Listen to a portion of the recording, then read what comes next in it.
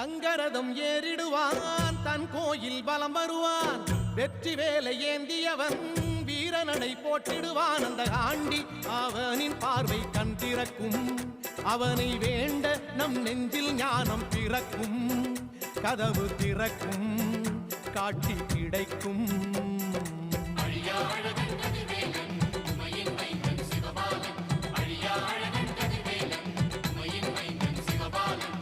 Thaipusam வந்ததையா Thaipusam வந்ததையா